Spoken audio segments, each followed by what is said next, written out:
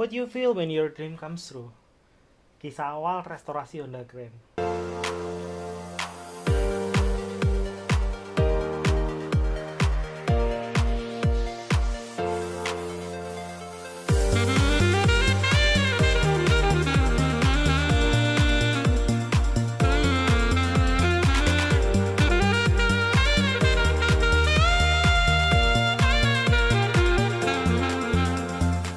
Assalamualaikum. Halo Gandulers, kembali lagi di Mas Gandul Channel. Jangan lupa klik tombol like dan subscribe di bawah biar Mas Gandul makin semangat untuk bikin videonya. Mas Gandul lagi seneng banget nih. Akhirnya setelah sekian lama impian Mas Gandul telah tercapai, yaitu punya Honda Grand yang kece. Kisah itu bermula saat saya masih SD. Saya tuh suka banget baca koran, terutama kolom otomotif di Jawa Pos. Terus merengek ke ayah biar dibelikan majalah Auto Trend. Berlanjut ke SMP, Mas itu punya Honda Super Cup. Honda Super Cup ini aslinya cuma punya 3 persneling, dimodif jadi 4 persneling dan ditambah knalpot drum. Terus di Surabaya itu lagi rame modif Honda Grand, bahkan pakai velg 18 in punya Tiger. Jadinya ya makin keren gitu loh. Dari situ tuh saya punya keinginan bahwa suatu saat ketika dewasa saya harus punya Honda Grand yang sesuai dengan selera saya. Tahun 2016 saya tuh dapat hadiah dari Mas di Samarinda, Honda Grand tahun 97. Kondisinya saat itu kurang sehat. Rem depan sih udah cakram pakai punya Supra, tapi belum. Engine-nya juga kurang fit, tarikan agak loyo dan nggak bisa stasioner. Waktu itu saya punya budget 1,5 juta, langsung overhaul, peremajaan engine, transmisi, sama rem depan. Kemudian pistonnya oversize 100, tapi lupa punya apa.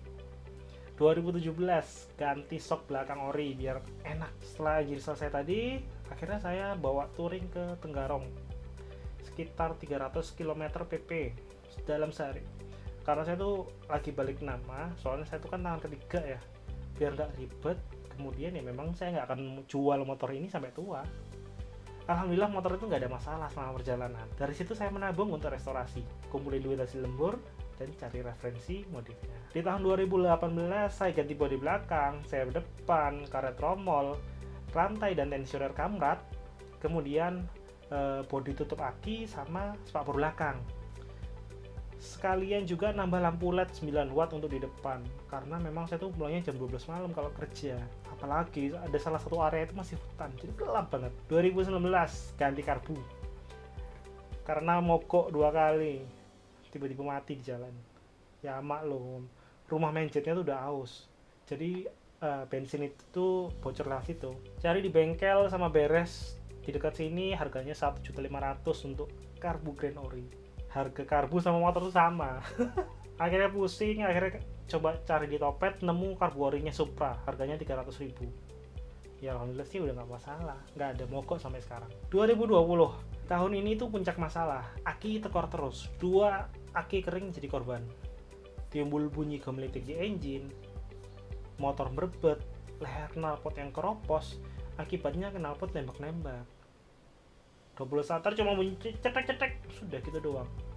Roda belakang itu geol-geol, jeruji karatan, rumah tromol belakang aus parah.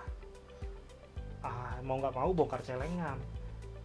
Tanya teman yang pintar otomotif dan nontonin Sibun Channel.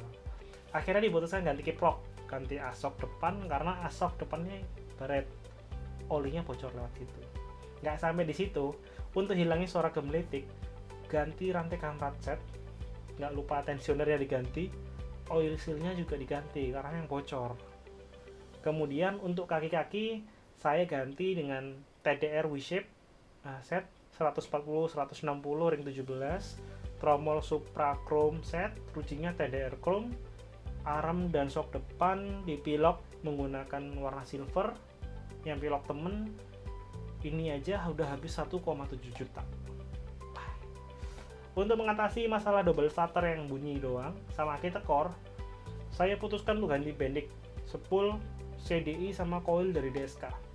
Dulu memang sempat ganti spool aftermarket, ternyata tampilannya aja yang masih bagus. Setelah 3 tahun fungsinya enggak, sudah KO duluan. Akhirnya saya ganti spool yang ori, punya Supra kayaknya. Nah, pas ganti CDI ini saya lihat ternyata rangka tengah saya itu karatan, sudah keropos. beberapa area itu keropos. Ya sudah 23 tahun, tapi saya putuskan untuk tidak menyerah. Yang awalnya itu nggak mau deko karena mau ngirit, akhirnya mau nggak mau deko karena sekalian perbaiki rangka yang udah karatan itu. 3 bulan cari referensi, akhirnya nemu tukang deko sama desain yang diinginkan. Setelah deko selesai hampir 2 bulan, Grande ini langsung masuk bengkel lagi. Rem depannya belum. Pas saya buka master rem, isinya bukan oli tapi air. Aduh. Akhirnya mau nggak mau ganti oil seal master rem 1 set. Terus juga lampu speedometer berkedip bersama dengan lampu rating kanan. Jadi habis deko tuh kayak gitu. Ya mau nggak mau seminggu kemudian masuk ahas, benerin lampu tadi, kemudian ganti kampas kopling set, kampas ganda set, terus ganti persok depan yang ori Supra karena udah keras. Di sini nggak ada dijual jadi harus online. Kemudian aktifkan speedometer. Nah di sini nih yang lucu nih, 4 kali saya ke bengkel biasa untuk aktifkan speedometer, semuanya bilang hal yang sama. Mas, ini nggak bisa, ini tuh harus ganti gearbox yang ada plat besi untuk nempel di as roda depan. Bengkelnya nggak jual, jadinya nggak bisa diaktifkan. Padahal ya saya tuh lihat part katalognya Supra, besinya tuh nggak ada yang dimaksud, langsung gearbox as depan. Ya pas diberes ini juga nggak dikerjain, katanya spare partnya nggak ada. Ya cobalah saya beli cat sendiri di bengkel sebelah, ternyata bisa. Lalu berarti pemahaman mekanik di bengkel itu juga nggak sama gitu loh. Pas sepele ya, mungkin dari kalian berpikir kenapa sih harus dibereskan mahal, bengkel biasa lo juga bisa kalau cuma belas mesin kanan kayak gitu aja. Saya punya 2 alasan kenapa saya harus ke AS. Hingga kini tuh saya belum menemukan bengkel yang pekerjaannya rapi dan sepenuh hati di motor tua. Ya berkali-kali sayap depan saya yang putih bersih tuh dipegang dong pakai tangan yang penuh dengan grease. Jadinya ya nodanya sampai sekarang nggak bisa hilang, ditumpuk nggak karuan, nggak pakai alas. Diberes itu mereka sapuin macun, jadi selesai pegang alat atau spare part yang kotor, mereka ngelap tangannya dahulu sebelum pegang yang lain. Ini keren. Mungkin sebagian orang juga ngira beres itu kan rame, antriannya panjang, kemudian mekaniknya itu juga masih muda dan mungkin belum berpengalaman. At least mereka punya SOP yang jelas dan mereka care. Buktinya ya, mereka itu kalau naruh bodi motor yang telah dilepas, mereka tuh dialasin koran, Pak. Itu top, itu care. Kemudian yang kedua, baut.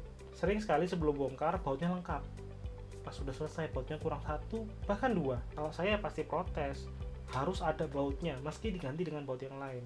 Kalau mekaniknya bilang, wah kuat ini mas, gak apa, gak bakal lepas, ya tinggal jawab, ya datang lengkap, pulang harus lengkap. Saya tungguin sampai ada, tinggal bilang gitu. Baru kejadian kemarin, ada pelanggan sebelah pas di bengkel biasa, dia itu protes ke mekaniknya, mas ini kok baut cover knalpotnya cuma 1, tadi kan lengkap. Yang ngomong tuh udah tua, udah kakek-kakek gitu loh. Terus mekaniknya jawab, apa ini pak, gak bakalan lepas, ini kuat. Mekaniknya tuh langsung nuntun motornya ke depan, seakan ngusir si kakek, suruh cepat bayar terus pergi. Kan gak bener ya ini. Tapi ya memang sih gak semua bengkel biasa tuh kayak gitu. Contohnya itu bengkel Suzuki yang di depan Kodim.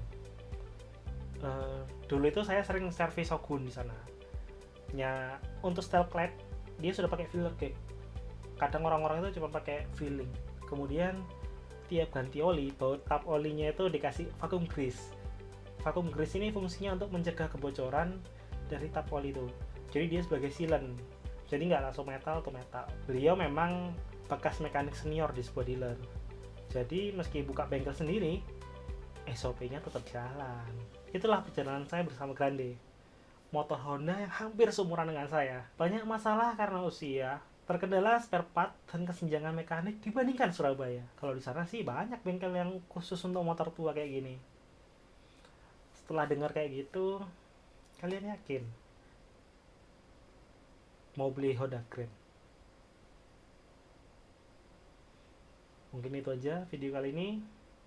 Dari Gamblers.